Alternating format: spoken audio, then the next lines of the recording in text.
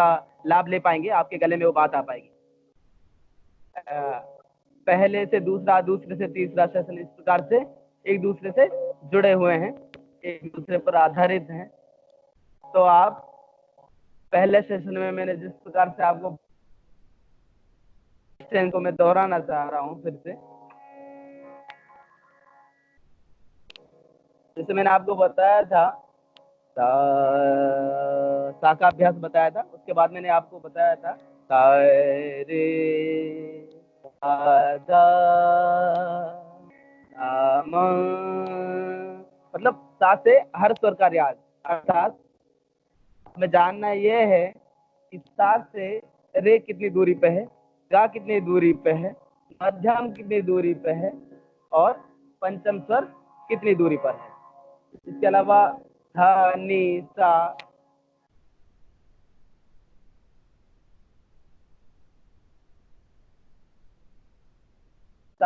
ये जब भी दिमाग में बैठेगा जब आप इसका स्वर डिस्टेंस का रियाज करेंगे।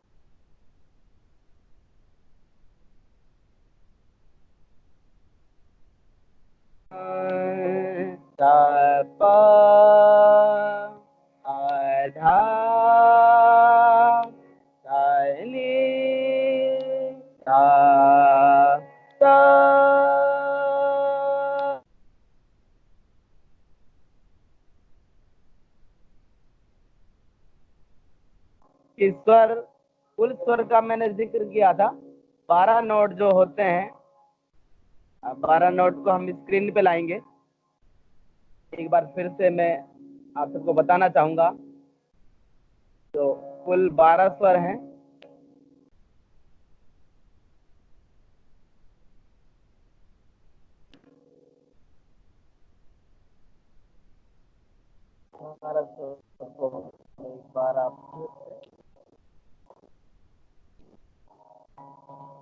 जी, इस प्रकार से 12 नोट हैं।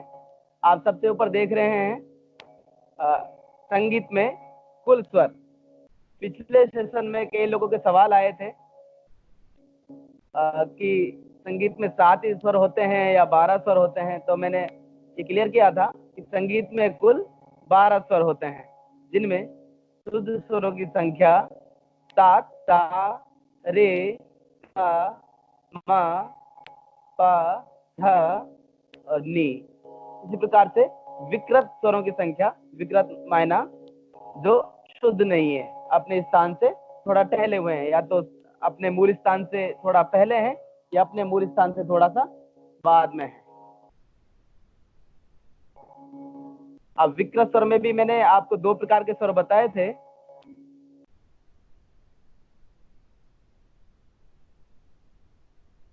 कोमल स्वर, रे गा धा और नी। ये जो 4 स्वर हैं ये शुद्ध तो होते ही होते हैं, आप देखेंगे शुद्ध स्वर में जाके रे गा धा और नी, इनके 2 रूप हुए, एक तो शुद्ध रूप, दूसरा कोमल स्वर, दूसरा हुआ तीव्र स्वर, मतलब अपने स्थान से थोड़ा सा, मूल स्थान से थोड़ा सा चढ़ा हुआ आगे की तरफ। तो इसके भी इस प्रकार से हम देखेंगे। शुद्ध स्वर में पहले जाएंगे। शुद्ध स्वर में हम देखेंगे माँ, सारे गा माँ, जो आपको माँ दिख रहा है, इधर तीव्र स्वर भी माँ स्वर है। अब हम किताब के जरिए से अगर देखना चाहेंगे, किताब के जरिए से कोई बंदिश या कोई गाना या बजाना सीखना चाहेंगे नोटेशन के हिसाब से, तो उसमें इन स्वर चिन्ह के हिसाब से वो बजेगा। जैसे मैंने नोट दिया हुआ है नीचे, कोमल स्वर का चिन्ह स्वर के नीचे अंडरलाइन लगा हुआ है, आड़ी रेखा लगी हुई है, कोमल स्वर चिन्ह रे गा। आप देखेंगे रे और गा के नीचे आड़ी रेखा लगी हुई है। इसी प्रकार से आप तीव्र स्वर देखेंगे। तीव्र स्वर में आप देखेंगे तीव्र स्वर लगा हुआ है माँ, मध्यम स्वर। तो आप मध्यम स्वर में देखेंगे माँ में तीव्र स्वर का चिन्ह आप देखेंगे, माँ के ऊपर एक खड़ी रेखा लगी हुई है, आप देख पा रहे होंगे एक खड़ी रेखा लगी हुई है। इसका मतलब है ये स्वर तीव्र है। एक और चीज समझने की है कि मध्यम स्वर ही एक ऐसा स्वर है, मा स्वर ही एक ऐसा स्वर है जो तीव्र हो सकता है, या तो शुद्ध हो सकता है या उसकी दूसरा जो रूप रहेगा वो रहेगा तीव्र स्वर। तो ये चीज आप लोगों को अच्छे से समझ आ गई होगी, भले प्रकार से आप समझ गए होंगे तीव्र स्वर, कोमल स्वर और शुद्ध स्वर। इससे ज्यादा बात नहीं करते हुए हम आगे के टॉपिक पे बात करेंगे। तो मैं स्क्रीन से वापस ला रहा हूँ, आप समझ गए होंगे सब।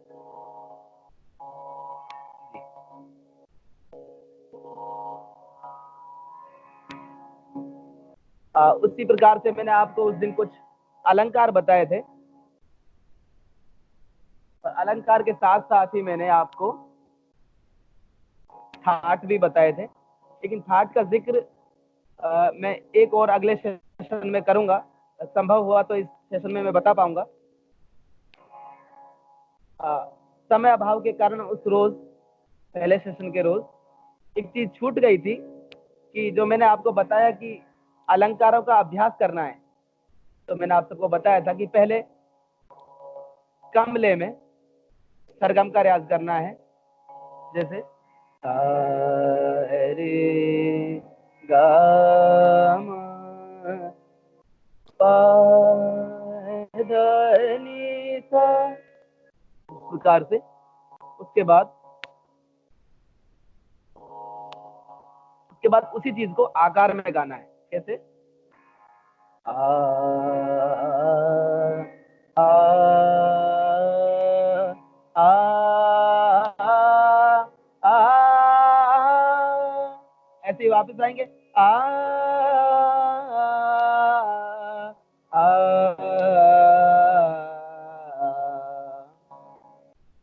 तो मैंने बताया था कि आपको कम से कम 3 लय बनानी है खुद से, मतलब कम लय में, फिर थोड़ा टेम्पो बढ़ाएंगे, स्पीड बढ़ाएंगे, उसको सरगम में गाएंगे और फिर आकार में गाएंगे। उसके बाद तो तीसरा है, तीसरी लय में हमको और स्पीड बढ़ानी है, उसको भी इसी प्रकार से पहले सरगम में गाना है, फिर आकार में गाना है। जैसे सारे गामा पा धा नी सा सा नी धा बा मा गा रे सा, सारे गामा पा। आपने जो पहली स्पीड बनाएंगे, आप पहली स्पीड में जो गाएंगे अलंकार, उसके आधार पर आपकी दूसरी और तीसरी जो लय है वो जाएगी कि आपको पहली जो आपने लय शुरू की वो किस स्पीड का है, उससे थोड़ा सा जस्ट डबल करने की कोशिश करेंगे, और उससे फिर तीसरी जो है उसको जस्ट डबल करने की कोशिश करेंगे। एक बार देखेंगे, रे गा मा पा धा नी सा सा नी धा पा मा गा रे सा। अब इसको डबल कर देंगे, पहले आकार में गा लेंगे, उसके बाद डबल। सारे गा मा पा धा नी सा सा नी धा बा मा गा रे सा, सारे गा मा पा धा नी सा सा नी धा बा मा गा, सारे गा मा पा धा नी सा सा नी धा बा मा गा रे सा। उसके बाद जब आकार में इनको गा लेंगे 20, 25, 30 बार एक ही चीज को सरगम में गाने के बाद, तो तीसरी चीज हम गाएंगे, स्पीड और बढ़ाएंगे, सारे गा मा पा धा नी सा सा नी धा बा मा गा रे सा, सारे गा मा पा धा नी सा सा नी धा बा मा गा रे सा। लेकिन कोशिश यही कीजिएगा, मैंने बार बार मैं जिक्र कर रहा हूँ उस चीज का, कि बहुत ज्यादा स्पीड में अभी आपको जाना नहीं है। पहले हमको स्वरों को अच्छे से जमा के लगाना है, स्वरों को पक्का करना है, फिर हमको आगे की चीज का रियाज करना है। हाँ, उस रोज पहले सेशन के दिन मैंने बहुत सारे आपको अलंकार बताए, आज भी कुछ नया अलंकार मैं बताऊंगा आपको, और गले के लिए जो फायदेमंद है, स्वर को समझने के लिए जो फायदेमंद अभ्यास है, वो भी मैं आपको और बताऊंगा आज। साथ ही उस रोज समय भाव के कारण कुछ चीजें छूट गई थी, मैंने बता दिया था कि अलंकार को आपको इस प्रकार से रियाज करना है। 3 खंड का आलाप मैंने अलंकार मैंने बताया, जैसे सा रे गा मा पा धा नी धा नी सा। इस प्रकार से मैंने 4 खंड के आपको अलंकार बताए थे। रे गा मा पा 1 2 3 4 1 2 3 4 1 2 3 4 1 2 3 4 1 2 3 4, इस तरीके से मैंने आपको बताया था। और इन सब चीजों को आकार में भी गाना है।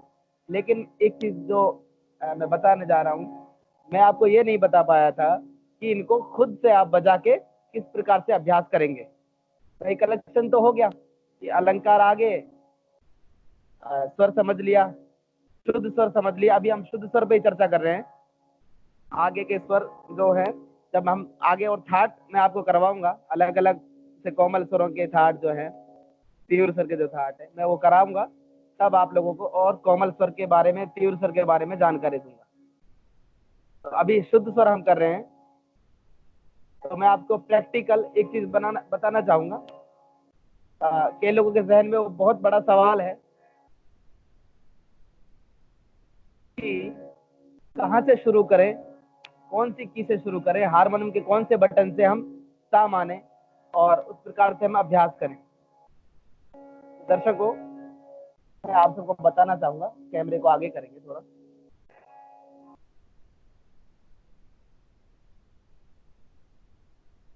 सीधा दिख रहा है कैमरा?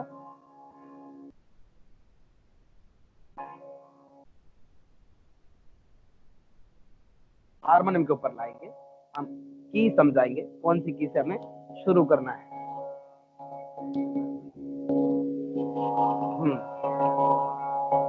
तो आगे की तरफ थोड़ा झुकाएंगे।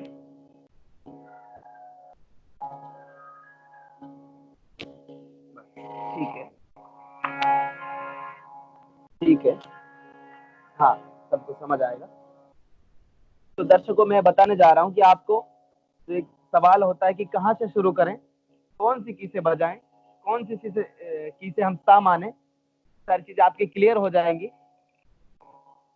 तो जितने भी आपको व्हाइट एंड ब्लैक सभी कुछ दिख रहा है, ये सारे नोट हैं, सारे स्वर हैं। ब्लैक, व्हाइट की सारे स्वर हैं। जैसे मैं यहां से बजा रहा हूं, रे गा मा पा धा नी सा। एक बार हम सप्तक को स्क्रीन पे लाएंगे तो समझने में आसानी रहेगी। सप्तक को हम स्क्रीन पे लाएंगे।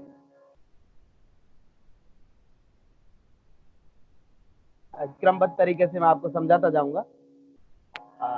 सप्तक, ऑक्टेव, पीडीएफ,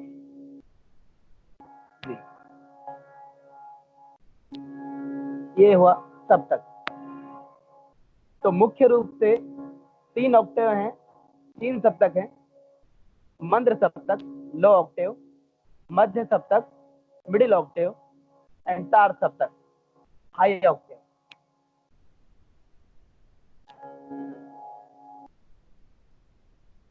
अब आप देख पा रहे होंगे मंद्र सप्तक में स्वर के नीचे नी धा लिखा हुआ है और उसके नीचे डॉट लगा हुआ है।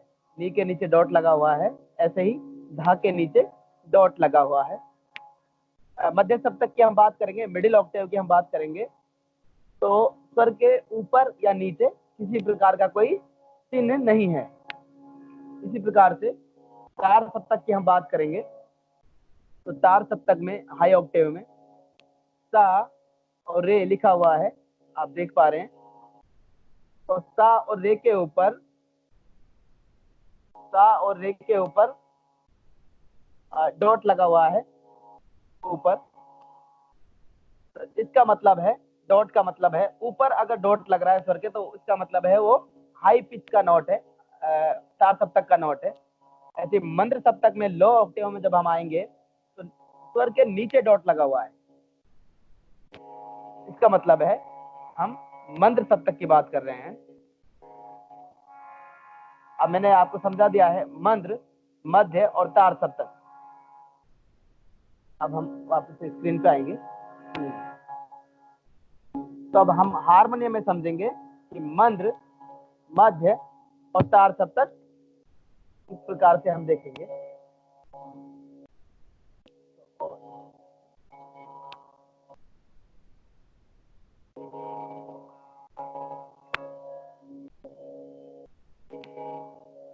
अभी ठीक, अभी बिल्कुल ठीक है।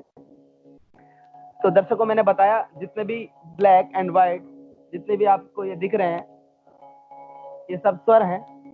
अगर आप टीवी स्क्रीन के सामने अपना इंस्ट्रूमेंट जैसे कैसियो, सिंथेसाइजर या हारमोनियम कुछ लेके बैठे हैं तो आपको समझने में ज्यादा आसानी रहेगी। में अब समझने की बात जो है वो ये है कि हमें रटना बिल्कुल नहीं है, कंफ्यूज बिल्कुल नहीं होना है, और इसको हमें समझना है। एक बार समझ आ जाएगा फिर आप कहीं से भी इसको सरगम को बजा पाएंगे। एक बार हुई, जैसे हम यहाँ से सा मान लेते हैं, पहले की सा मान लिया। स्क्रीन पे किस प्रकार से दिख रहा है थोड़ा मुझे बताएं।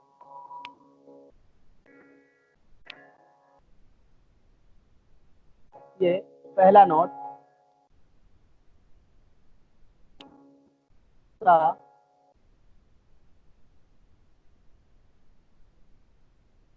ठीक दिख रहा है। अभी मैंने आपको सब तक बताए थे, पहले क्लियर कर लूं थोड़ा सा, फिर आपको समझने में आसानी रहेगी। तो मैंने 3 सप्तक बताए थे आपको, मंद्र सप्तक, मध्य सप्तक एंड तार सप्तक, low octave, middle octave and high octave. ये चीज क्लियर है। तो प्रत्येक सप्तक में जो क्रमबद्ध 7 स्वरों का समूह है उसको हम सप्तक कहते हैं। क्रमबद्ध 7 स्वरों का जो समूह है उसको हम सप्तक कहेंगे। सबसे पहले मैं बात करता हूँ मंद्र सप्तक की, मतलब लो ऑक्टेव की। बहुत कॉमन सी बातें समझ आएगी। लो ऑक्टेव मतलब नीचे की तरफ। ये यहाँ से शुरू करेंगे, सा रे गा मा पा धा नी, यहाँ तक हुआ लो ऑक्टेव। ये माना सा रे गा मा पा धा नी, ये सा के बाद सा रे गा मा पा धा नी, यहाँ तक हुआ लो ऑक्टेव। अब हुआ मिडिल ऑक्टेव, सा रे गा मा पा धा नी, यहाँ तक हुआ। इसके बाद हाई ऑक्टेव पे चलेंगे, सा रे गा मा पा धा नी। ये मुख्य 3 सप्तक हैं। तो आपको किस प्रकार से अलंकार को खुद से बजाकर गाना है ये चीज हम क्लियर करते जाएंगे। सा, किसी भी नोट को, इसमें से किसी भी नोट को आप सा मान सकते हैं। ऐसा नहीं है कि आप यहीं से सा मानो, आप यहाँ से सा मानो, आप यहाँ से सा मानो। इस प्रकार से हमको रट के नहीं बजाना है, हमको समझ के बजाना है। तो प्रत्येक सप्तक में 12 नोट हुए कुल, शुद्ध, कोमल और तीव्र स्वर मिलाएंगे जब हम।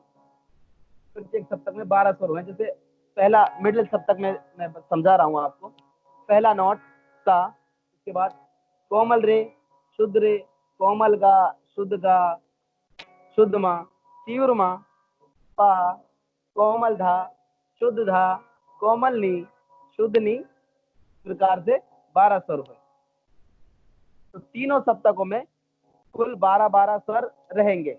शुद्ध स्वर को मिला के, कोमल स्वर को मिला के और तीव्र स्वर को मिला के कुल 12 नोट बनेंगे प्रत्येक सप्तक में। अब हम सबसे पहले शुद्ध स्वरों में अलंकार को बजाना सीखेंगे, उसके साथ साथ हम गाना सीखेंगे। शुद्ध स्वर की हम बात कर रहे हैं। शुद्ध स्वर हम किस प्रकार से बजाएंगे? सा के एक छोड़ेंगे, एक की छोड़ेंगे, वाइट की हमने छोड़ी रे, इस प्रकार से हम एक की छोड़ेंगे गा, और गा के तुरंत पास में माँ। मतलब क्या बना? सा, सा के एक नोट छोड़ेंगे, जैसे व्हाइट के हमने नेक्स्ट छोड़ा तो रे, रे के एक नोट हम छोड़ेंगे, जैसे हमने ये छोड़ा तो गा। कैमरे को और थोड़ा आगे करके हम बताएंगे।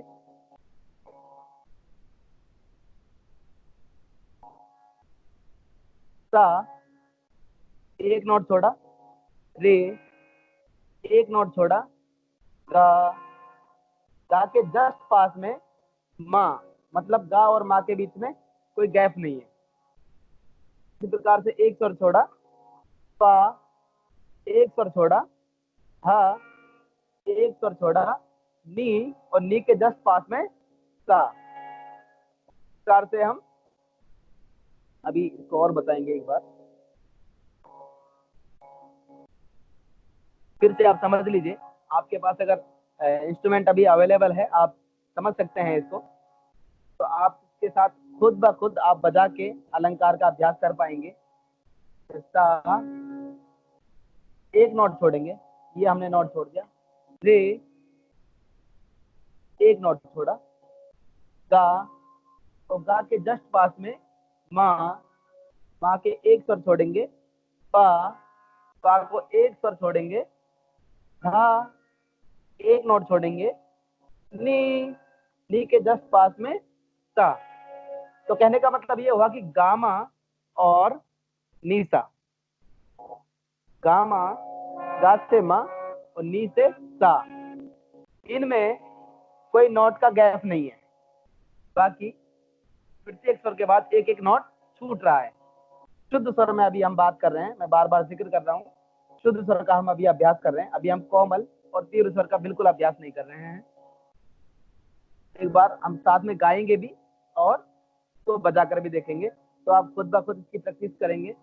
धीरे धीरे धीरे धीरे आप इसका अभ्यास करते जाएंगे तो आपकी स्पीड भी आएगी, आप स्पीड से गाने लगेंगे साथ में बजाकर। एक नोट छोड़ के रे, एक नोट छोड़ के गा, गा के जस्ट पास में माँ, माँ के एक नोट छोड़ के पा, पा को एक नोट छोड़ के धा, धा को एक नोट छोड़ के नी, सा। ऐसे हम वापस आएंगे, सा, सा के पास में बिल्कुल नी, एक नोट छोड़ के धा, जैसे हम ऊपर गए थे ऐसे ही वापस आना है डिसेंडिंग में।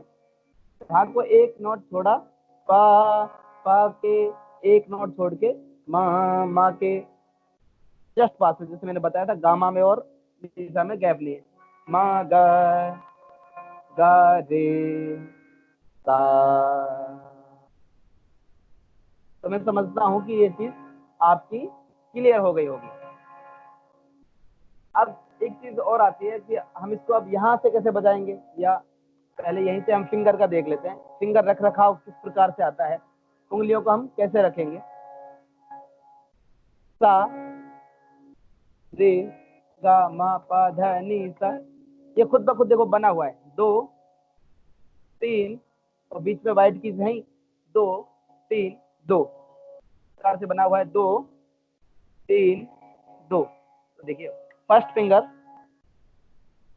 फर्स्ट फिंगर तरीके से, फर्स्ट फिंगर ये वाला फिंगर, सेकंड फिंगर थंब, फिर फर्स्ट, सेकंड, थर्ड, इस प्रकार से जाएंगी। फर्स्ट फिंगर सा पे, second finger thumb, first, second, third, thumb and first finger. तो ये क्लियर हो गया होगा। जैसे हम गए थे ऐसे ही हम वापस आएंगे। फर्स्ट फिंगर ऊपर, thumb, third finger, second finger, first finger, thumb, second finger, first finger. मैं समझता हूँ आप लोग समझ गए होंगे। एक बार और अभ्यास आप करके देखेंगे। आपके पास इंस्ट्रूमेंट अगर रखे हैं, जिनके पास भी, या नहीं रखे हैं, तो वो समझ लें और उसको बाद में अभ्यास करें। First finger, second finger, thumb, first, second, third, thumb, first finger, first, thumb, third finger, second finger, first finger, thumb, second finger, first finger. इस प्रकार से ये क्लियर हो जाता है। तो अब कई लोगों के जो बड़ा सवाल है, जैसे फीमेल जो गला है, तो बहुत ज्यादा रेंज नहीं होता है। हाँ, कई कई जो सिंगर्स हैं, कई कई जो आर्टिस्ट हैं, या कई कई जो लोग हैं, उनके गले बहुत हाई पिच में भी गाते हैं। लेकिन ज्यादातर जो फीमेल गला है वो पुरुष गले की तुलना में कम रेंज जा पाता है। तो जैसे बच्चे हैं, अब बच्चे को हम जबरदस्ती ऊपर रियाज नहीं करा सकते हैं, हम उसके गले पे जबरदस्ती स्ट्रेस नहीं दे सकते हैं। अगर जबरदस्ती गले पे स्ट्रेस देंगे तो उसमें खिंचाव आएगा और गले को नुकसान होगा।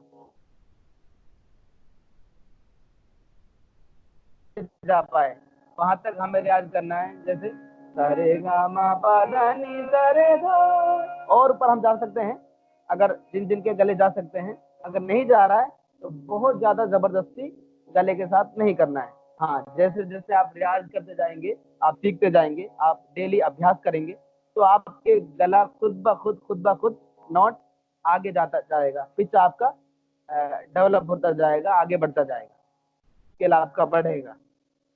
हाँ, अब जैसे बच्चों का है, छोटे जो बच्चे हैं, छठी सातवीं आठवीं नवीं क्लास के भी कई बार, 10वीं क्लास के भी कई बार बच्चों के गले नहीं जा पाते हैं, क्योंकि जब एसफॉल्ट का वक्त होता है, किशोर अवस्था जब आती है, तो गले में एक अजीब सा भारीपन आ जाता है। तो बच्चों को समझ नहीं आता कि हमारा गला इस तरीके से कैसे चेंज हो गया, इतनी भारी आवाज कैसे हो गई, हम तो अच्छा गा रहे थे, हमारी तो अच्छी आवाज थी। तो उसमें बिल्कुल घबराने की जरूरत नहीं है। मैं 10 12 के जो विद्यार्थी हैं उनसे खास तौर से कहना चाहूंगा, आपको बिल्कुल घबराने की जरूरत नहीं है। वो एक वक्त होता है और निकल जाता है। आपके कुछ हार्मोन्स चेंज होने हो रहे होते हैं, तो उसकी वजह से आपका गला भारी हो जाता है, खराश और इस तरीके से बहुत टोनल क्वालिटी आपकी बदल जाती है, और उसमें आपको बिल्कुल घबराना नहीं है। हाँ, चिल्ला के रियाज नहीं करना है, नीचे स्केल में रियाज करना है, गले के साथ जबरदस्ती बिल्कुल नहीं करनी है। जैसे जैसे आपका रियाज बढ़ता जाएगा, आप प्रैक्टिस करते जाएंगे, आपका गला खुद ब खुद आगे की ओर गाता जाएगा, नीचे की तरफ भी आप गा पाएंगे, खरज में भी आप गा पाएंगे। जैसे आप जैसे चाहेंगे आप गा पाएंगे। रियाज से ये डेवलप हो जाता है स्केल, आगे हम बढ़ा सकते हैं, हमारी रेंज को डेवलप कर सकते हैं। अब जैसे मैं महिलाओं की, और जिन बच्चों का गला अभी भारी हो रखा है किशोर अवस्था के चलते, या छोटे बच्चे हैं जो अभ्यास करते हैं, उनका गला नहीं जा पा रहा है, तो मैं उसके लिए बताना चाहूंगा, आप नीचे से अभ्यास करेंगे, गले को स्ट्रेस नहीं देंगे। जैसे हमने ये नोट लिया, फॉर्मूला वही चलेगा, एक ही फॉर्मूला है, बिल्कुल आपको अब रटने की जरूरत नहीं है इसमें। आप समझ गए होंगे कि शुद्ध स्वर जब हम बजाएंगे किस प्रकार से बजाना है। सा, एक नोट छोड़ेंगे, ये सारी कीज हैं, मतलब एक कीज छोड़ेंगे, सा, एक छोड़ेंगे तो रे आएगा, एक छोड़ेंगे तो गा आएगा, गा के तुरंत पास में माँ आएगा। हम कहीं से भी बजा रहे हैं, हम यहाँ से बजा रहे हैं, यहाँ से बजा रहे हैं, यहाँ से बजा रहे हैं, यहाँ से बजा रहे हैं, कहीं से भी हम बजा रहे हैं, खुला है, बिल्कुल ओपन है। कि आपको एक फॉर्मूला मैंने बता दिया है। फॉर्मूला क्या है कि सा के बाद एक स्वर छोड़ेंगे, शुद्ध रे आएगा। अब शुद्ध स्वरों पे हम बात कर रहे हैं, बार बार मैं बता देता हूँ। सा, एक नोट छोड़ा, रे, जैसे अभी हम 5वें स्केल से बता रहा हूं मैं आपको, सा, एक नोट छोड़ा, ये रे, एक नोट छोड़ा, गा, गा के तुरंत पास में माँ, जस्ट पास में माँ, एक नोट छोड़ेंगे पा, एक नोट छोड़ेंगे धा, एक नोट छोड़ेंगे नी, और नी के जस्ट पास में सा। तो मैं समझता हूँ ये क्लियर हो गया होगा, आप समझ गए होंगे, कहीं से भी हम बजा सकते हैं, फॉर्मूला वही की वही रहेगा, कहीं कुछ बदलेगा नहीं। जैसे हम कहें कि हम तो यहाँ से बजाएंगे, नीचे के नोट से हम शुरू करेंगे, हम ब्लैक की से शुरू नहीं करेंगे, तो किस प्रकार से बजाना है, वही फॉर्मूला। सा, हमने अब इसको सा मान लिया, किसी भी स्वर को हम सा मान सकते हैं, ये खुला है बिल्कुल, ऐसा नहीं कि यहाँ से ही सा माना, या यहाँ से सा माना, या यहाँ से सा माना, हम अपने अकॉर्डिंग सा मान सकते हैं। सा, वही एक नोट छोड़ेंगे, रे, एक नोट छोड़ेंगे गा, गा के जस्ट पास में माँ, माँ को एक नोट हम छोड़ेंगे, और पा, पा का एक नोट हम छोड़ेंगे तो आगे धा, धा को एक नोट हम छोड़ेंगे, जैसे ये हमने छोड़ा तो नी, और नी के जस्ट पास में सा। तो ये बिल्कुल क्लियर हो गया होगा कि हमको कहाँ शुद्ध स्वरों को किस प्रकार से बजाना है और किस प्रकार से अभ्यास करना है।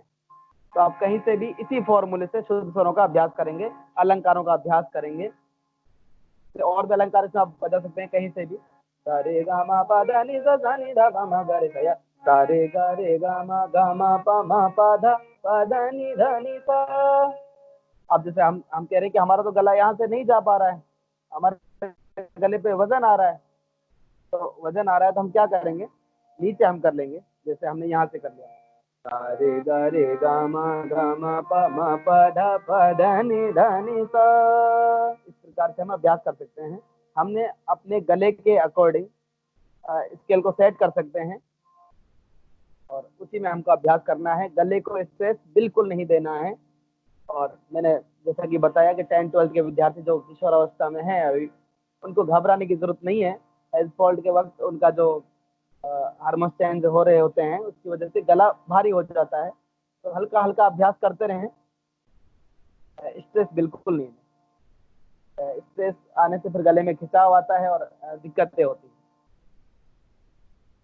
एक चीज और तब तक से जुड़ी हुई चीज मैं बताना चाहूंगा। कई बार क्या है कि हम गा रहे हैं कोई चीज और गाते गाते स्केल चेंज कर देते हैं। कई लोगों के साथ समस्या होती है। जैसे हमने पहली लाइन कहीं से शुरू की, एक नोट हमने आधार नोट ले लिया, मूल नोट हमने ले लिया, बेसिक नोट हमने ले लिया। उसके बाद हम दूसरी लाइन भी गा गए, चाहे वो गाना हो, गजल हो, भजन हो, या क्लासिकल की बंदिशें हो। तो पहली लाइन हमने गा दी, दूसरी लाइन गा दी, फिर से हम जब पहली लाइन पे आते हैं तो हम स्केल चेंज कर देते हैं। अपना जो बेसिक जो जगह है, बेसिक नोट हमने जो शुरू किया उससे हम भटक जाते हैं। जैसे मैं एक फिल्मी गाने के जरिए से आपको समझाता हूँ, बहुत आसानी से वो समझ आ जाएगा। जैसे मैं कोई चीज गाऊंगा, जब कोई बात बिगड़ जाए, जब कोई मुश्किल पड़ जाए, तुम देना साथ मेरा ओ हमनवा। न कोई है न कोई था जिंदगी में तुम्हारे सिवा, तुम देना साथ मेरा ओ हमनवा। अब जब हम पहली लाइन पे आएंगे तो हम क्या कर देते हैं, हमें गाना था जब कोई बात, वापस से गा के जब हम आ रहे हैं पहली लाइन पे, लेकिन हम अक्सर क्या कर देते हैं कि हम स्केल चेंज कर देते हैं। जैसे हमको गाना था जब कोई बात, लेकिन हम क्या करते हैं, नीचे आ जाते हैं, जब कोई बात बिगड़ जाए। इस नोट पे या किसी अदर नोट पे हम चले जाते हैं तो पूरा गाना है, पूरा सिस्टम है वो बिगड़ जाता है और हम बेसुरे हो जाते हैं कि इंस्ट्रूमेंट वाला कहाँ बजा रहा है, हम कहाँ गा रहे हैं, हारमोनियम कहाँ बज रहा है। तो इस प्रकार से वो सारा बिगड़ जाएगा, पूरा गाना बिगड़ जाएगा। इस प्रकार से हमें नहीं करना है। तो स्केल का जो प्रॉब्लम है वो एक चीज मैंने आपको पिछले सेशन में बताई थी, अगर आप अभ्यास करेंगे तो जरूर जरूर से वो ठीक हो जाएगा। वो अभ्यास क्या था, वो अभ्यास था, उसमें एक दो चीजें और मैं आपको नई जोड़ के आज बताता जाऊंगा। तो इससे पहले मैंने जैसे आपको सप्तक बताए, स्वर का डायग्राम मैंने दिखाया, शुद्ध स्वर, कोमल स्वर और तीव्र स्वर मैंने आपको बताया। हम अभी शुद्ध स्वर पे बात कर रहे हैं। तो जिस प्रकार से बताया कि स्केल का जो प्रॉब्लम है कि हम बेसुरे हो जाते हैं गाते गाते, हमारा तो स्केल इधर उधर हो जाता है। तो उसके लिए एक सबसे जो अच्छा रियाज है, जरूरी रियाज है, मैं वो पहले बता चुका हूँ, फिर से मैं रिपीट कर रहा हूँ और उसमें एक दो चीजें, नई चीजें मैं जोड़ूंगा। मैंने आपको बताया था स्वर डिस्टेंस। स्वर डिस्टेंस क्या है? स्वर डिस्टेंस है,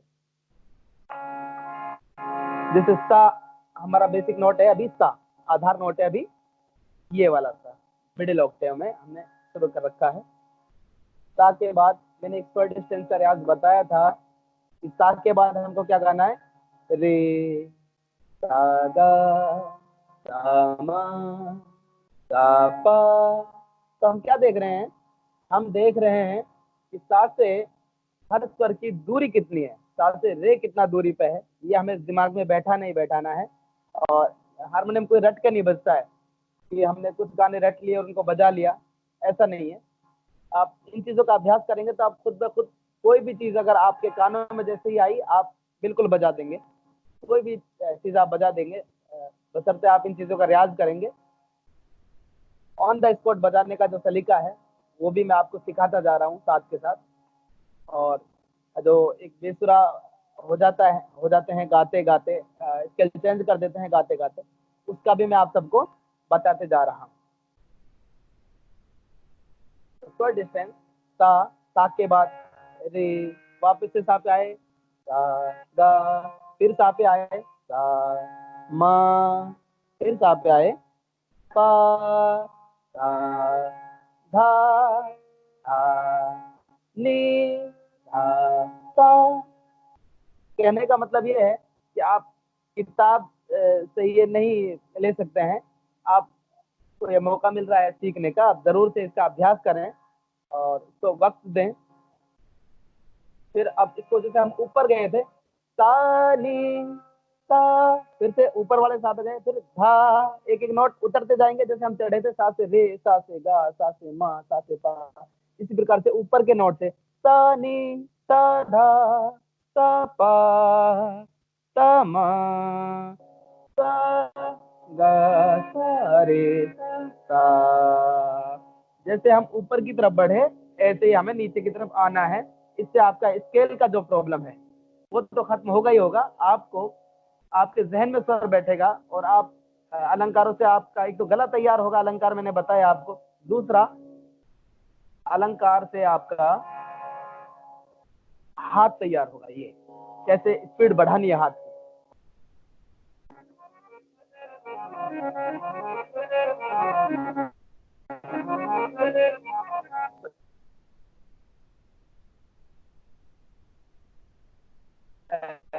उतना आप इसको बजाएं।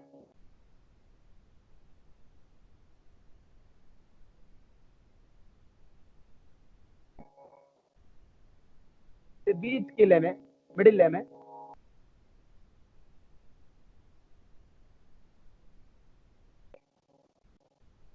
तो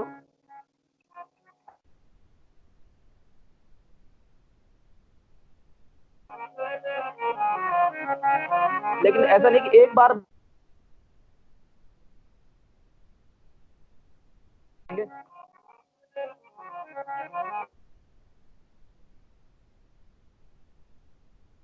जब हम अगर हम पता नहीं तब इतने स्पीड में आप आ जाएंगे और धीरे धीरे आप नहीं है। इसके साथ साथ ये तो हुआ स्पीड का रियाज, गले की भी स्पीड बढ़ाने का, गले को भी बनाने का, और हारमोनियम में हम किस प्रकार बजा के, या हारमोनियम बजाने में जो हमारी जो टेम्पो है उसका कैसे रियाज करें, स्पीड कैसे बढ़ाएं हारमोनियम बजाने की, तो वो भी अलंकार में ही है। उसके अलावा कोई चीज है नहीं। अलंकार कोई गाना है, अलंकार कोई बजाना है। तो अब जब मैं बात कर रहा हूँ स्वर डिस्टेंस का रियाज, अलंकार के अलावा जो मैंने स्वर डिस्टेंस बताया उसमें, उससे आपका स्वर पक्का होगा, जहन में आपके स्वर बैठेगा और आप हाथ अलंकार से चली जाएगा तो आप ऑन द स्पॉट थोड़े ही दिनों में हारमोनियम में कोई भी गाना प्ले कर पाएंगे। जैसे आपने गाना सुना, बाहर से आवाज आई कुछ भी, जैसे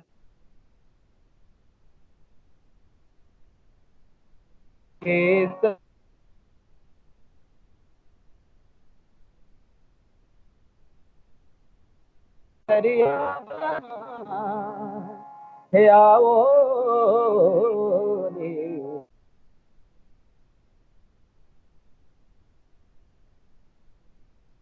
तो जैसी आप में चीज आई आपका तुरंत हाथ,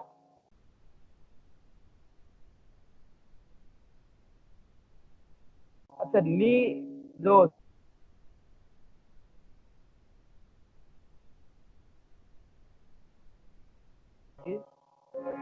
ता, ता से रे,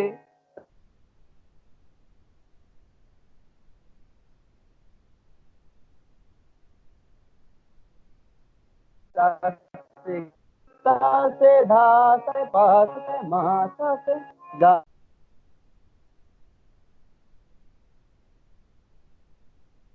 मकसद यही है कि आपको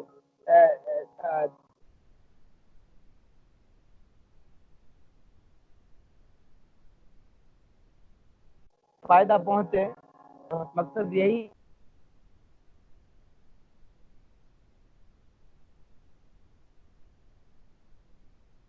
अब इसको करना क्या है, इस अभ्यास को और पक्का करने के लिए, स्वर को जहन में बैठाने के लिए क्या करना है हमें, हमें जैसे ये तो पता चल ही गया कि अब रे कहाँ पे है, अब गा कैसे बजाएंगे। अगर हम यहाँ से भी रियाज कर रहे हैं तो कहाँ कैसे बजाएंगे, रे कहाँ पे है।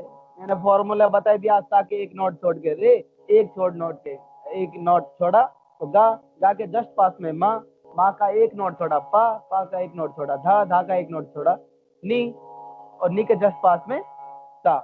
किसी भी स्केल से आप बजा पाएंगे, यही फॉर्मूला रहेगा। तो मैं बता रहा था स्वर डिस्टेंस, इसका तो आप अभ्यास करेंगे। अब क्लास के दौरान तो मैं आपको सामने प्रैक्टिस करा रहा हूँ, या जहाँ आप सीखते हैं वो आपके जो गुरुजी हैं वो आपको अभ्यास करा रहे हैं। लेकिन पीछे से क्या होता है, जैसे आप खुद इसका रियाज करेंगे तो कई बार क्या है, गलती होने के चांस रहते हैं, और हम रियाज करते जाते हैं और पता नहीं लग पाता है कि हम गलती क्या कर रहे हैं। सामने कोई टोकने वाला होगा तो हमें पता चलेगा। तो उसके लिए आपका जो ये हारमोनियम है या आपके पास कैसियो है, आजकल मोबाइल में भी ऐप एक डाउनलोड हो जाता है, कुछ पियानो करके कुछ वो है, आप वो भी कर सकते हैं। तो ये आपका क्या है, टीचर का काम करेगा। जैसे ही आप कहीं गलत जाएंगे, आप प्रत्येक स्वर को बजा के देखें, जैसे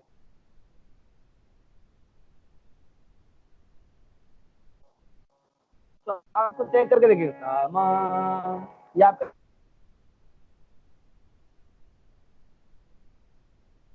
आपको बताएगा कि आपका कैसियो है, इससे भी आप अभ्यास करते हैं। और जैसा कि मैंने आपको बताया कि मोबाइल में भी एक डाउनलोड हो जाता है आजकल, पियानो कुछ नाम से है, तो उसको आप डाउनलोड कर लें और का अभ्यास करेंगे। जैसे थर्ड डिस्टेंस का मैंने एक के बाद एक क्रम वाइज आपको बताया, अभी मैं नई चीज बता रहा हूँ। इसके अलावा मैंने अभी तक बताया कि सा से रे, फिर सा पे आए सा से गा, सा से माँ। और जैसे जैसे 3 4 5 दिन आपको प्रैक्टिस करते हो जाए इन चीजों की, तो आपको थोड़ा अंदाजा लगेगा कि सा से रे कहाँ पे है, सा से गा कहाँ पे है, सा से माँ कितनी दूरी पे है, सा से पा कितनी दूरी पे है, सा से धा कितनी दूरी पे है। तो इसका आपको अंदाजा लगता चला जाएगा। फिर आपको करना क्या है कि एक तानपुरा ऐप अगर आप खरीद सकते हैं, आप ले सकते हैं तो बहुत बेहतर बात है। नहीं ले सकते तो वो भी मोबाइल में आजकल बहुत सारे तानपुरा ऐप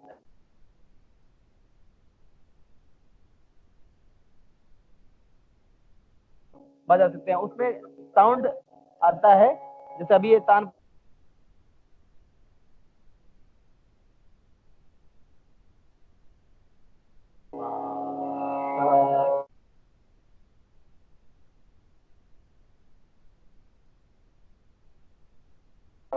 पा सा या मा सा नी से सेट हो जाए,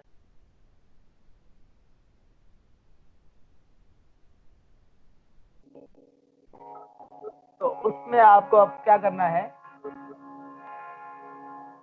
मैंने बताया अभी हम बजा के रियाज करते, सा से रे, सा से गा, सा से मा, सा से पा, सा से धा, सा से नी, सा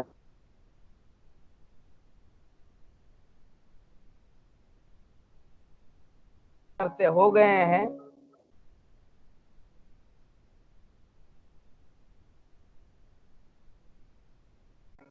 सा नोट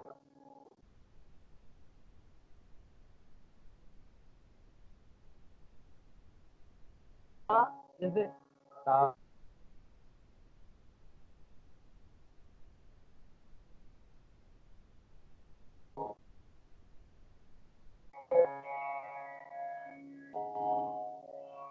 इसको बजा के आप चेक करेंगे ऐसे सा रे।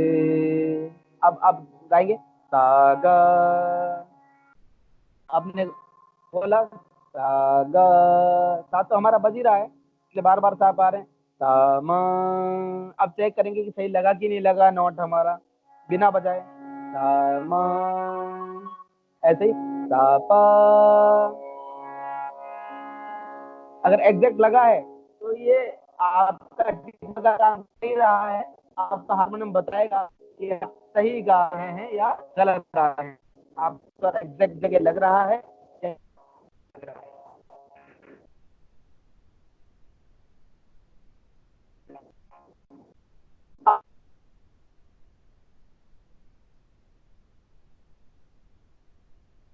पढ़ूंगा इससे मैंने आपको बता दिया है। अब हमें क्या करना है, जो अलंकार मैंने बताया थे आपको, जैसे डबल का सा सा रे रे गा गा मा मा पा पा धा धा नी नी सा सा, ऐसे ही सारे गा मा पा, तीन तीन खंड का मैंने बताया, ऐसे चार का मैंने बताया आपको, सारे गा मा रे गा मा पा धा। उसके अलावा मैंने एक स्वर छोड़ के एक बताया, सा गा रे मा गा पा मा धा पा नी धा सा।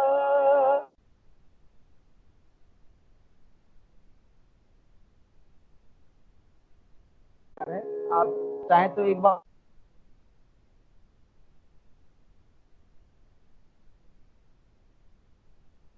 रे गा मा,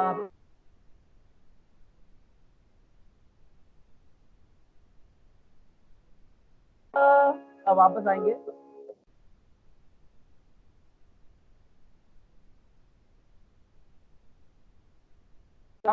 रे मा गा रे सा,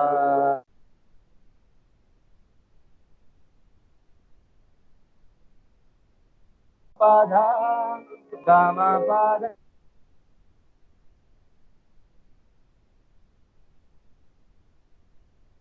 सा नी धा पा मा।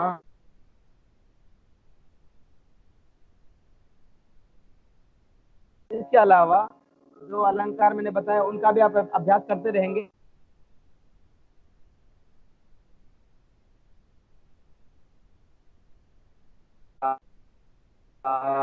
सा नी धा पा मा गा रे सा रे रे सा नी धा पा मा गा रे सा रे सा नी धा पा मा गा, मतलब सा से डायरेक्ट ऊपर वाले सा पे हम जा रहे हैं, सा सा नी धा पा मा गा रे सा रे रे सा नी धा पा मा गा रे सा। जहां तक गला जा रहा है वहां तक गाएंगे, नहीं तो नीचे की तरफ आ जाएंगे, गा गा रे सा नी धा पा मा गा। गला भी क्रैक हुआ तो नहीं जाना है ऊपर, नी नी धा पा मा गा रे सा नी धा पा मा गा रे सा नी। तो इस तरीके से आराम से रियाज कर, क्योंकि खर्च का रियाज भी जरूरी है, बेस बनना भी जरूरी है, गले में जो एक भारीपन आना भी जरूरी है, उस तरह का नीचे का बेस तैयार होना जरूरी है, खर्च तैयार होना जरूरी है। तो नीचे का जो रियाज है लॉक है, इसको हम खर्च का रियाज कहते हैं। पा पा मा गा रे सा नी धा पा गा रे सा नी। फिर से पे चलेंगे या इधर भी हम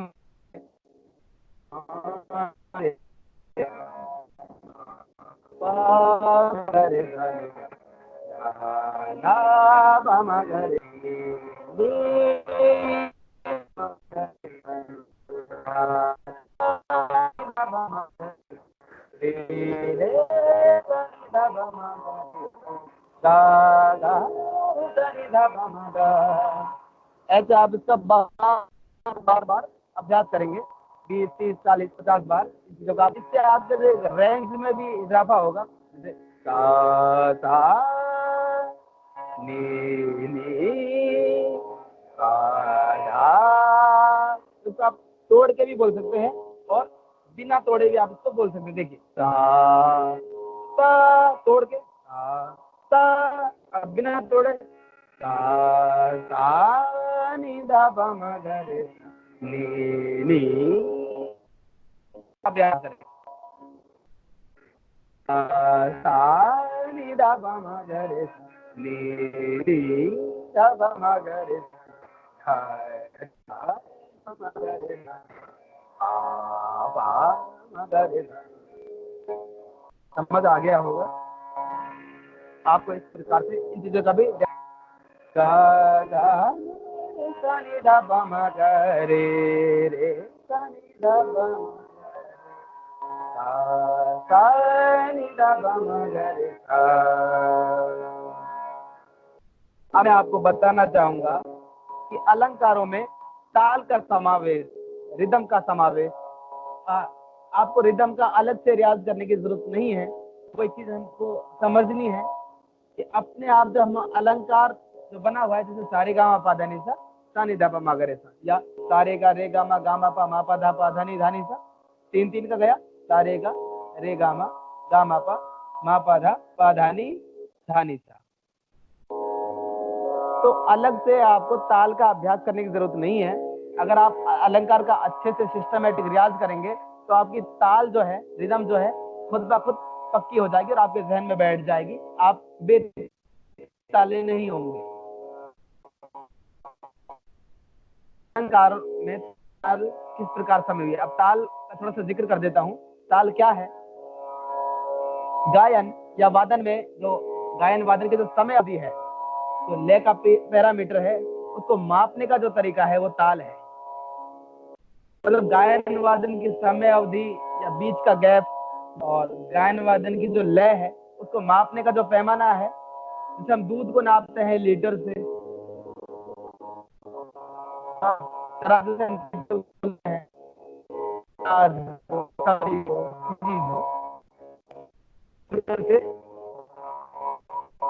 ताल से हम वादन की जो लय है उसको जो मापने का जो पैमाना है वो ताल।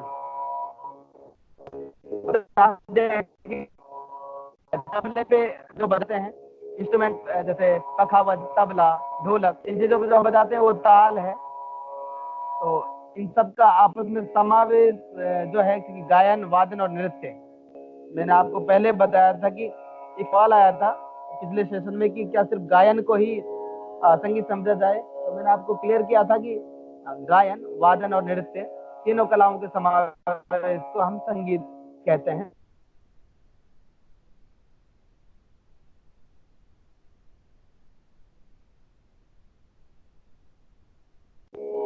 अगर खुद लय फंसी हुई है उसमें, वो लय में बंधा हुआ है, ताल में बंधा हुआ है। जैसे हम अभी एक अलंकार गाएंगे, सीधा पहला अलंकार जो है उससे भी हम समझ सकते हैं, सारे गामा पा धा नी।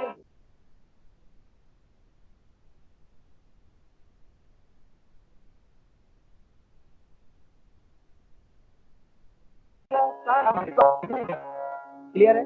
1 2 3 4 5 6 7 8, 1 2 3 4 5 6 7, तो मतलब 8 मात्रा का ये है अलंकार। इसका जो छंद बन रहा है वो 8 मात्रा का बन रहा है।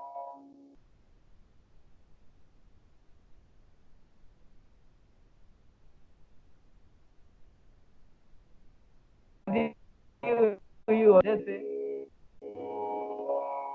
मूलतः जो फिल्मी गाने हैं, कहरवा, दादा,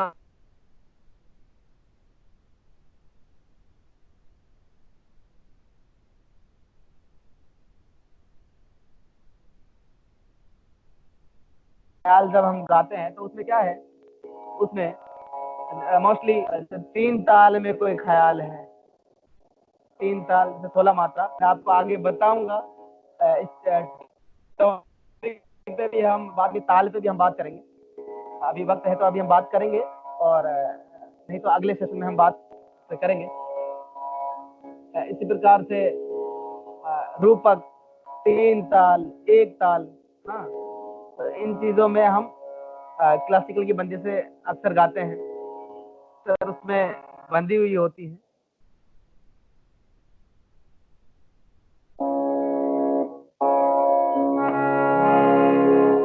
तो ताल का हम कैमरे पे लाएंगे डायग्राम, हम समझेंगे ताल को। उससे पहले मैं बताना चाहूंगा कि हाथ पे किस प्रकार से आपको ताल लगानी है। पहले आप वो ताल का डायग्राम देख लें, और आप अगर आप कॉपी पेन लेके बैठे हैं तो उसको नोट कर लें, और उसको बार बार आप हाथ पे लगाने की कोशिश करेंगे।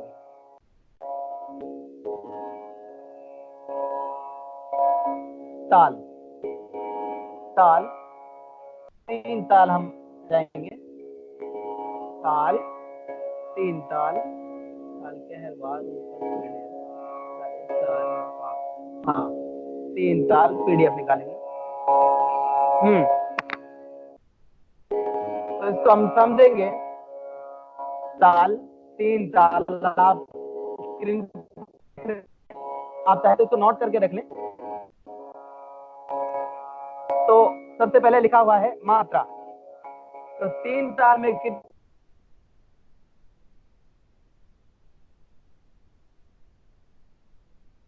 मात्राएं, और 4 के 4 विभाग बने हुए हैं।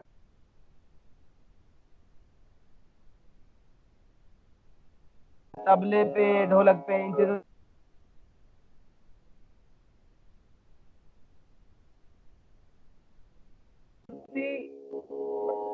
मात्रा पे वजन आएगा, कौन सी मात्रा पे वजन नहीं आएगा। तो नीचे विवरण लिखा हुआ है, मात्रा 16, विभाग 4, ताली 3 है इसमें। ताली का मतलब प्रेशर से आएगा, तबले पे या ढोलक पे जब बजाएंगे तो प्रेशर से आती है वो चीज वहां पे। खाली में बहुत हल्के हाथ से वो जाता है, मैं आपको हाथ से लगा के समझाऊंगा। खाली एक है, तो आप ताली का मतलब समझेंगे, जो इसमें क्रॉस का जो चिन्ह लगा हुआ है उसका मतलब है सम, और सम का मतलब है पहली मात्रा, पहली ताली। पहली ताली इस प्रकार 5 जो नंबर है उसके नीचे लगा हुआ है 2, उसका मतलब है दूसरी ताली। इस प्रकार से 9 के नीचे जो लगा हुआ है 0, तो 0 के नीचे जो 0 जो लगा हुआ है 9 के नीचे, नवी मात्रा के नीचे, उसका मतलब है 0 का मतलब है खाली। तो हम क्रॉस से समझेंगे पहली ताली, सम पहली मात्रा हम ले सकते हैं। 5वीं पे दूसरी ताली है, तो इन चिन्ह के जरिए से हम समझेंगे, जैसे क्रॉस का मतलब पहली ताली, पहली मात्रा सम, 2 का मतलब दूसरी ताली, 0 का मतलब खाली, हल्के हाथ से बजेगा, और 13वीं मात्रा पे जो 3 है वो है तीसरी ताली।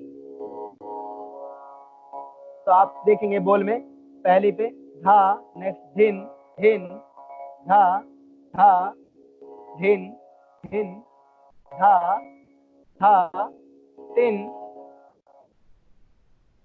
ता, ता, धिन, धिन, धा। एक चीज और बताना चाहूंगा, जब आप एग्जाम में लिखेंगे फिजिक्स जो सब्जेक्ट लिए हुए हैं बच्चे, वो इसी तरीके से सिस्टमेटिक लिखेंगे। ताल का नाम, मात्रा, बोल, चिन्ह, मात्रा कितनी है, फिर बोल क्या है, फिर ताल चिन्ह सही जगह लगाना है। ऐसा नहीं कि क्रॉस पहली मात्रा पे है और हम लगा दे दूसरी मात्रा पे, तो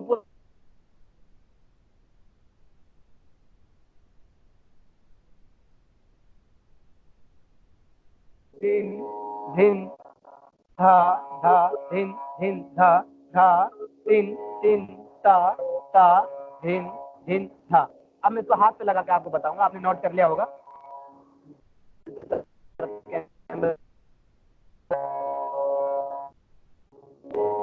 सर अपना वीडियो दिखा दीजिए।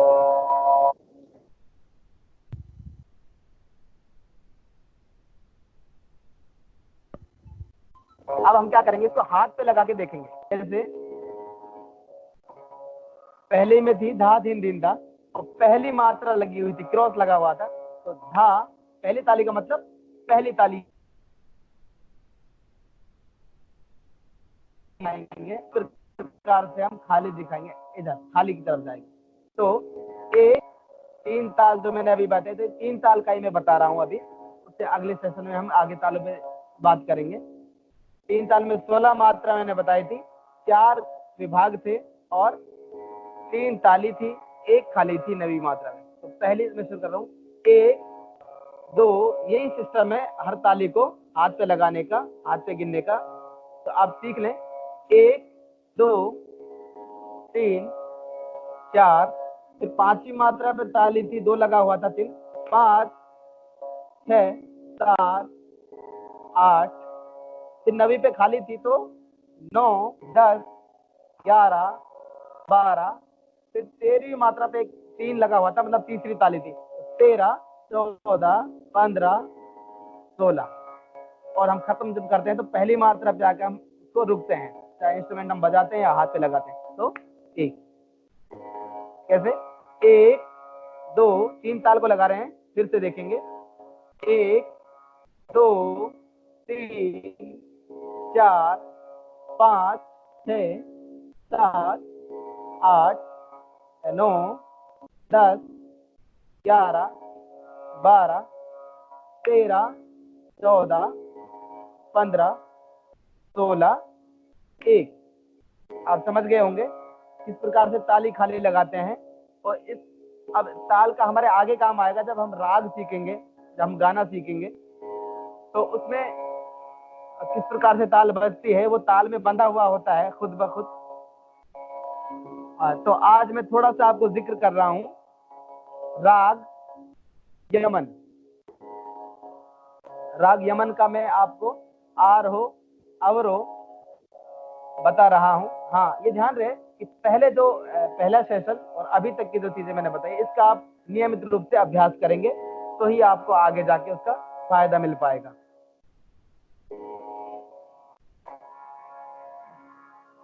राग यमन, राग यमन में आपको बता रहा हूं।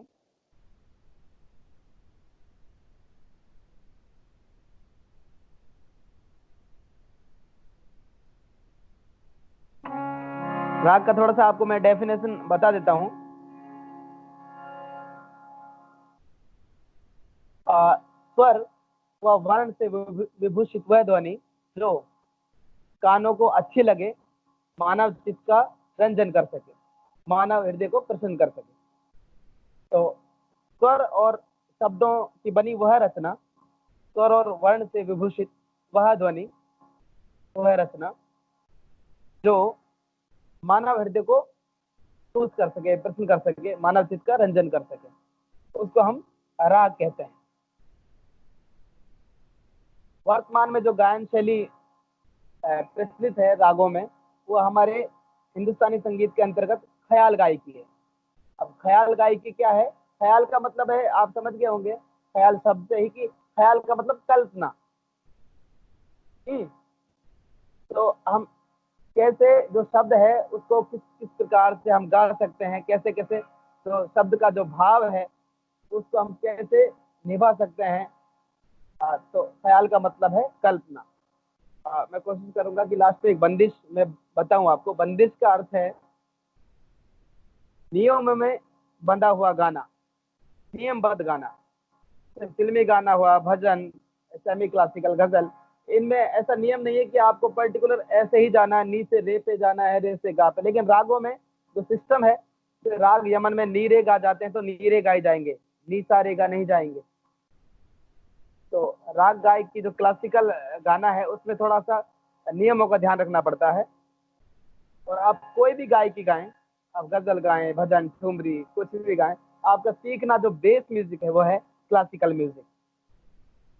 आप क्लासिकल म्यूजिक को सीखेंगे, इसका ध्यान देंगे, तभी आप उसमें नया नया कुछ कर पाएंगे, नई चीजें बना पाएंगे, नया क्रिएशन कर पाएंगे।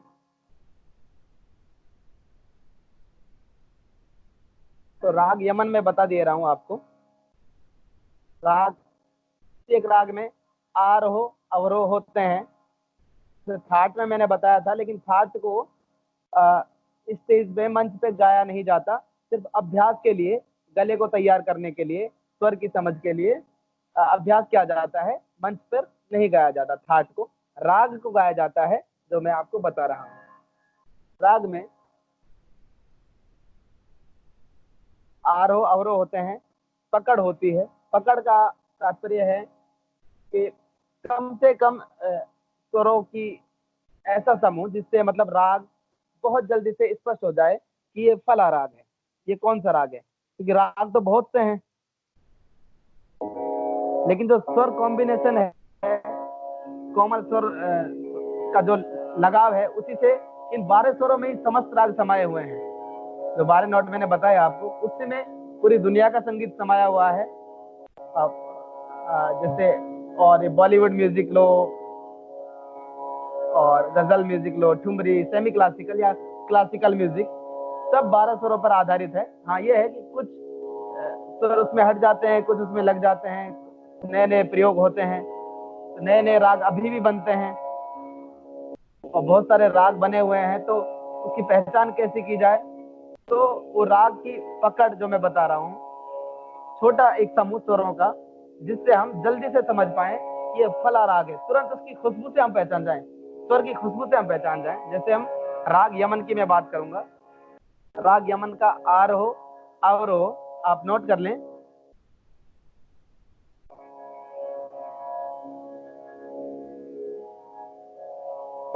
दो मैं आरोह बताऊंगा, एक सिंपल, एक जो बिल्कुल सिस्टमेटिक राग का आरोह है। पहला आप लिख लीजिए, सा रे गा मा पा। अब मैंने इसमें जो मा स्वर लगाया वो तीव्र स्वर का प्रयोग किया, क्योंकि राग यमन जो है, एक थाट मैंने बताया था कल्याण थाट, बिलावल के बाद सेकंड नंबर पे मैंने थाट बताया था पिछले सेशन में, कल्याण। तो राग यमन जो है, और मैंने एक चीज और बताई थी आपको कि जो जितने भी थाट, जितने भी राग हैं, वो सब उन 10 थाटों पे आधारित हैं। 500, 700, 1000 जितने भी राग हैं, और भी जो राग बनते हैं, उन 10 थाटों पर आधारित राग हैं जितने भी हैं। तो राग यमन है वो राग थाट कल्याण पर आधारित है। तीव्र मध्यम उसमें लगता है, तो जाहिर सी बात है कि राग में भी तीव्र मध्यम लगेगा, शुद्ध मध्यम नहीं लगेगा। माँ जो शुद्ध में है उससे अगला वाला जो नोट है वो तीव्र मध्यम है, से माँ है, इसके आगे जो नोट है वो तीव्र मध्यम है। इस प्रकार से राग यमन में आप नोट कर लें, तीव्र मध्यम का प्रयोग होता है। तो आप पहले आरोह गाएंगे, सा रे गा मा पा धा नी सा। सारे गामा पा धा नी सा लिख देंगे, माँ को तीव्र कर देंगे, माँ के ऊपर खड़ी रेखा लगा देंगे, मैंने आपको बताया था। ऐसे ही सा नी धा पा मा गा रे सा, माँ के ऊपर अवरोह में लिख देंगे सा नी धा पा मा गा रे सा। ऊपर का जो नोट आया है सा रे गा मा पा धा नी सा, तो सा तार सप्तक का है। मैंने पहले इसलिए आपको चीजें समझाई थी कि कोमल स्वर का चिन्ह क्या है, तीव्र का क्या है, तार सप्तक का चिन्ह क्या है, वो मैंने बताया। तो सा के ऊपर डॉट लगेगा मतलब तार सप्तक का स्वर है वो, और माँ के ऊपर खड़ी रेखा लगेगी मतलब वो तीव्र स्वर है।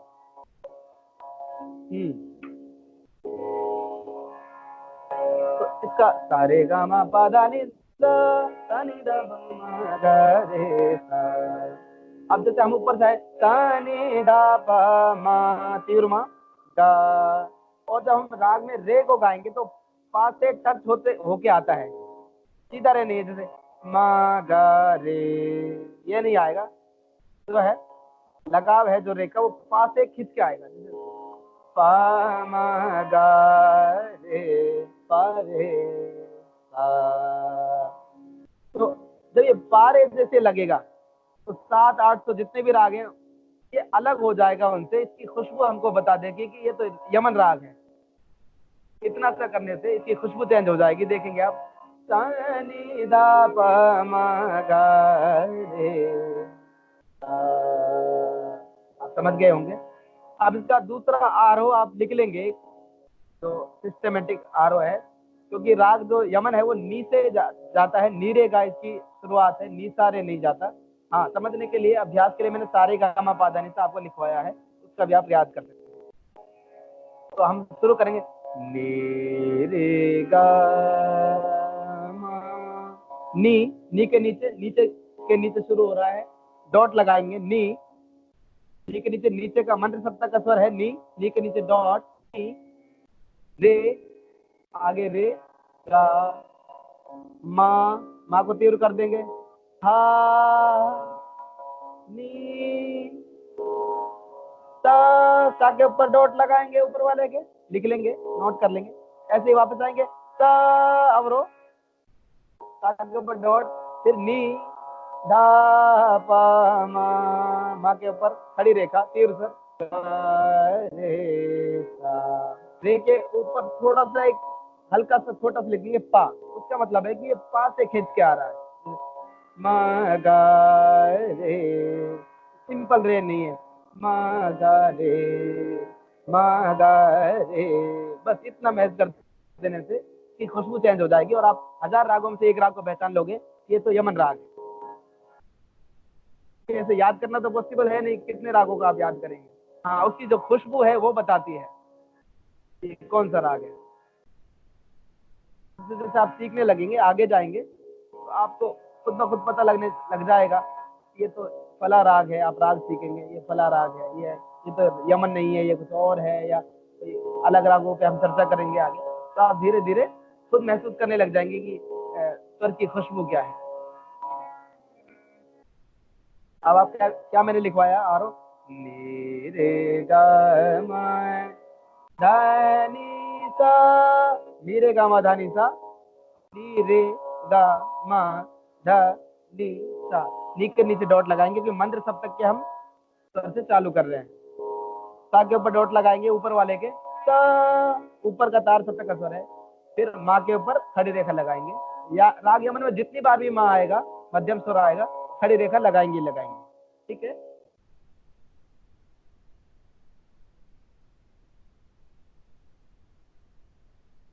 सारे गामा पादानी से सानी सा मगारे से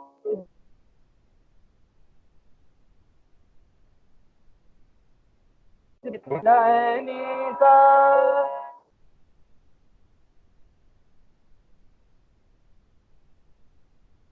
सा नी रे। तो बात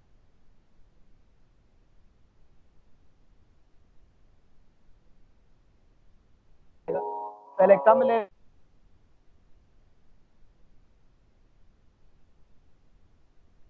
में, फिर आकार, फिर ज्यादा लय में।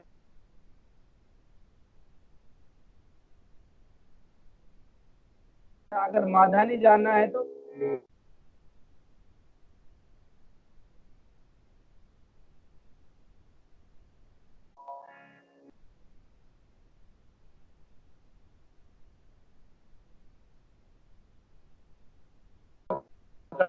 मैंने आपको बताया, मतलब छोटा स्वर समुदाय जिससे हम स्पष्ट हो जाए बहुत जल्दी से कि ये राग फला राग है।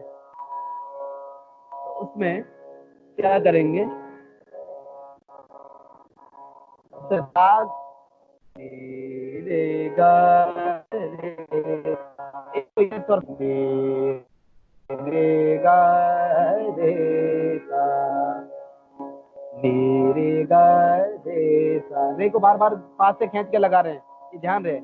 पा मा गा रे सा। तो दो कॉम्बिनेशन बने, इससे बिल्कुल स्पष्ट हो जाता है कि ये राग यम। नी रे गा रे सा, रे को पंचम से खींच के लाएंगे, पा खाने लगा देंगे, ऐसे पा कौमा करके पा मा गा रे सा, नी रे गा रे सा, पा मा गा रे। और इसको जब गाएंगे तो इसकी खुशबू क्या बनेगी, ले रे।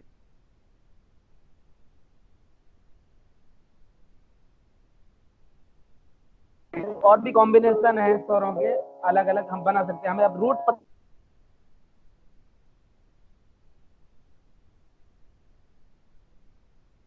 बताया कि नियम होते हैं।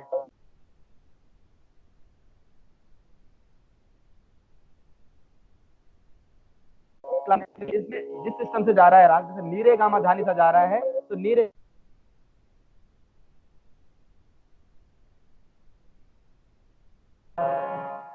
नीरे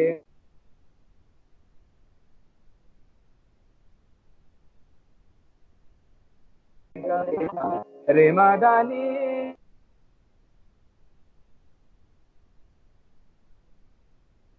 रे धानी रे गाम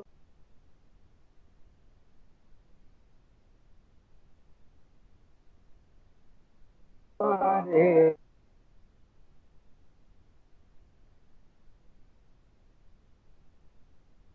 मारे गा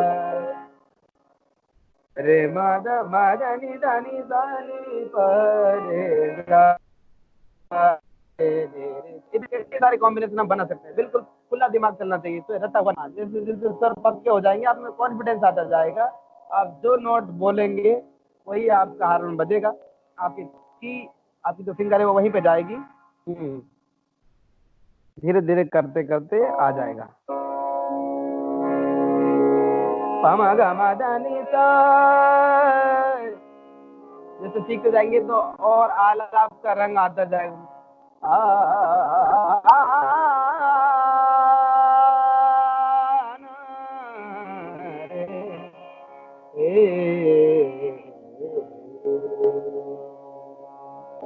बंदिश में गा रहा हूं, आप साथ में गा लें और लिख लें कि बोल हैं कर्म करो करतार, कर्म करो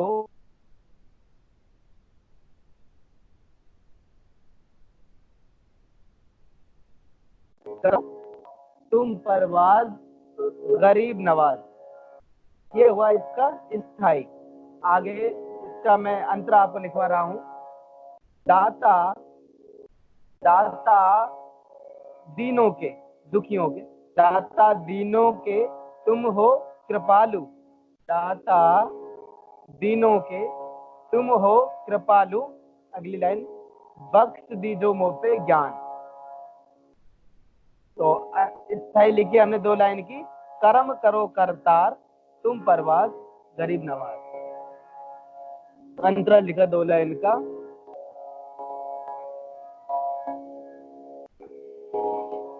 दाता दीनों के, दाता दुखियों के, आप कृपालु हैं, आप शक्तिमान हैं, आप कर्म करें मुझ पे भी, रहमत करें। तो एक तरीके से प्रेयर भी बहुत खूबसूरत ये बंदिश है, बहुत खूबसूरत रचना है। तो अंतरा हम देख रहे हैं, दाता दीनों के तुम हो कृपालु, बख्श दीजो मुँह पे ज्ञान। ताकि बता रहा हूं, पहली लाइन, करम करो ओ करतार, सादा गाएंगे थोड़ा, फिर गायकी में चलेंगे। करम करो ओ करतार, करम करो ओ करतार, तुम परवाज गरीब नवाज, तुम परवाज गरीब नवाज, करम करो ओ करतार। ये हुआ इसका स्थाई। अंतरा, दाता दीनों के तुम हो कृपालु, दाता दीनों के तुम हो कृपालु, दाता दीनों के तुम हो कृपालु, बख्श दीजो मुँह पे ज्ञान, बख्श दीजो मुँह पे ज्ञान। अब इसको हम थोड़ा सा ले बढ़ा के गाएंगे। ये 3 ताल में निबद्ध है, जैसे मैंने इसलिए आपको 3 ताल का जिक्र किया, आगे आगे और समझाते जाएंगे। मैं गा रहा हूँ, कर्म करो ओ करतार, कर्म करो ओ करतार, तुम परवाज गरीब नवाज, तुम परवाज गरीब नवाज, कर्म करो ओ करतार। अंतरा, दाता दीनों के तुम हो कृपालु, दाता दीनों के तुम हो कृपालु, बख्श दीजो मुँह पे ज्ञान, कर्म। ये जो ताने हैं ये आप गले में जब आएंगी, जब आप अलंकारों का अच्छे से अभ्यास कर लेंगे। हाँ, आज जरूर जाएंगी, हताश होने का इस तरह का जरूरत नहीं है, आप अभ्यास करते रहें, बस चीज खुद ब खुद आपके गले में आती जाएगी। दाता दीनों के तुम हो कृपालु, दाता दीनों के तुम हो कृपालु, बख्श दीजो मुँह पे ज्ञान, धर्म करो ओ करतार। अब इसमें क्या होता है, मैंने बताया आपको, जो ख्याल गायकी हम गाते हैं हिंदुस्तानी संगीत के अंतर्गत, जो अब भी प्रचलन में हम गायकी गाते हैं क्लासिकल में, वो है ख्याल गायकी।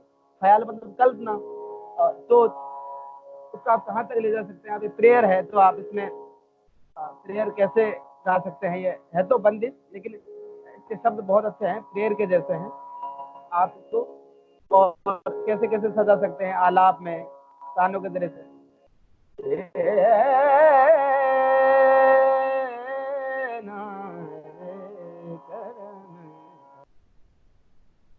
करम करो करतार,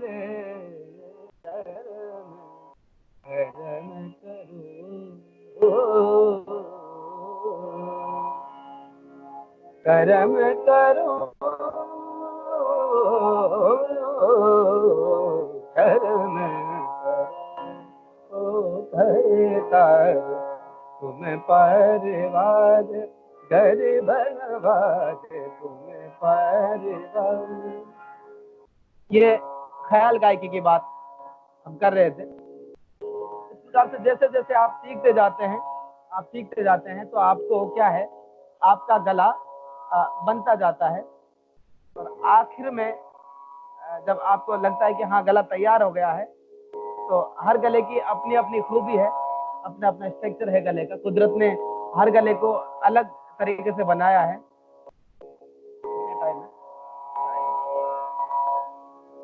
तो ऐसा नहीं कि हर गला बहुत ऊपर की रेंज पे गाए। जैसे मैं एक दो पॉपुलर सिंगरों का जिक्र करूंगा, जैसे नुसरत फतेह अली खान साहब।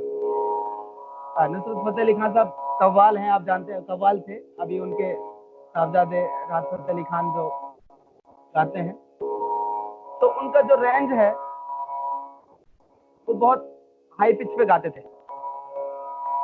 लेकिन जैसे हम जगजीत सिंह साहब की बात करें, गजल सिंगर जो हुए हैं, पॉपुलर गजल सिंगर हुए हैं जगजीत सिंह साहब, उनकी हम बात करें तो वो मिडिल ऑक्टेव में ज्यादातर गाते थे। बहुत ऐसे ताकत लगा के इस तरह का गाना नहीं, बहुत सहज गाना वो गाते थे।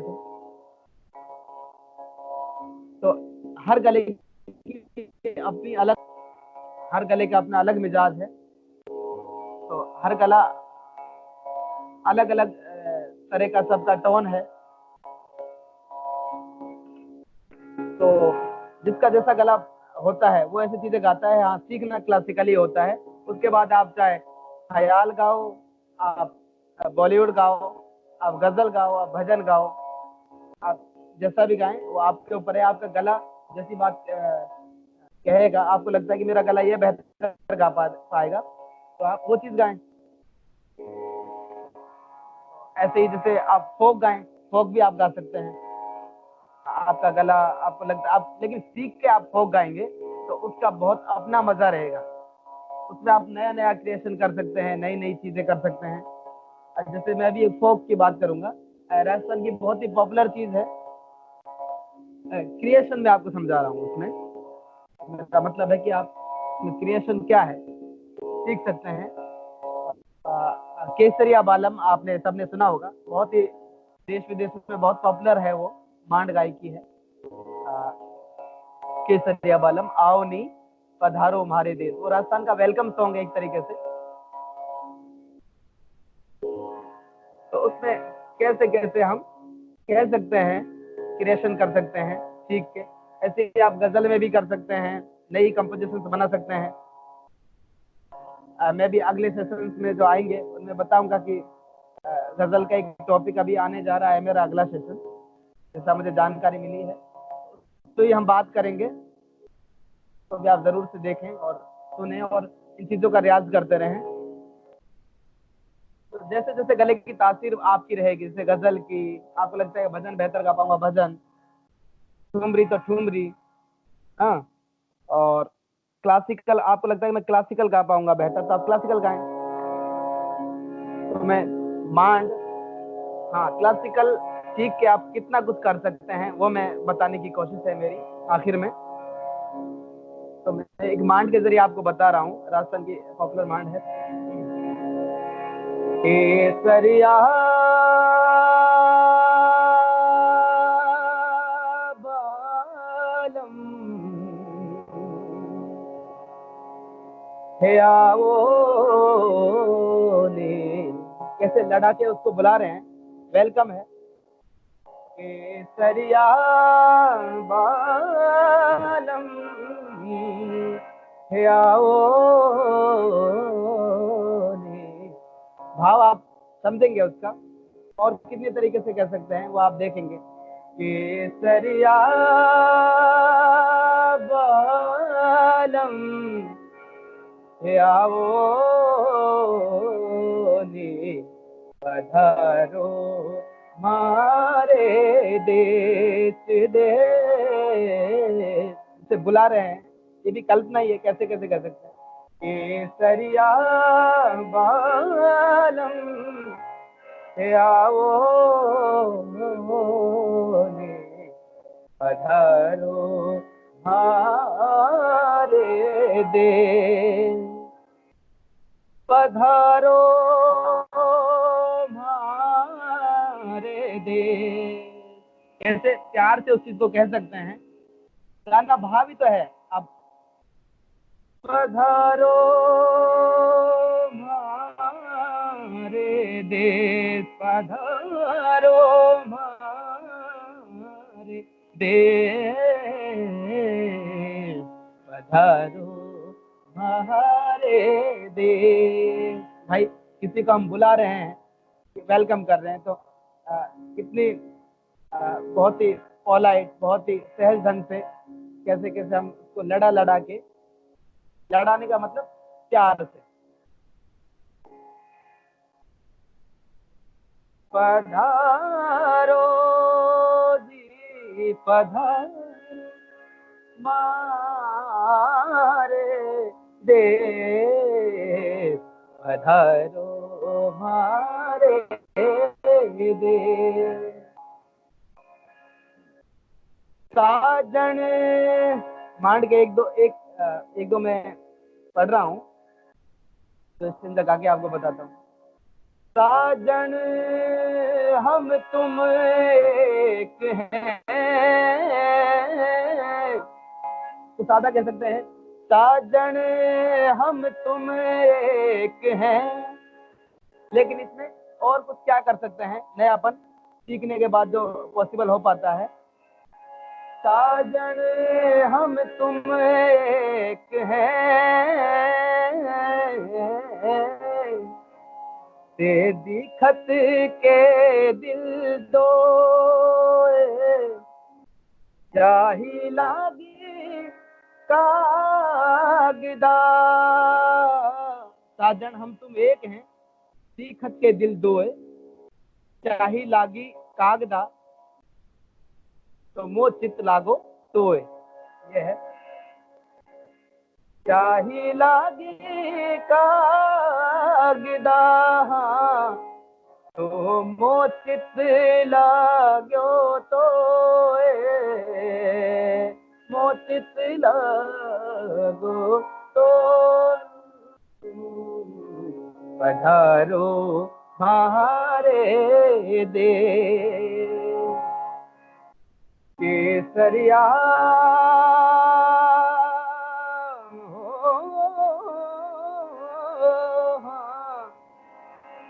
पधारो जी पधारो देश, पधारो हाँ केसरिया बालम, आओ ने पधारो हमारे देश, पधारो हमारे देश। तो आज के लिए बस इतना ही, आप सबसे इजाजत चाहूंगा। बहुत शुक्रिया, थैंक यू सो मच।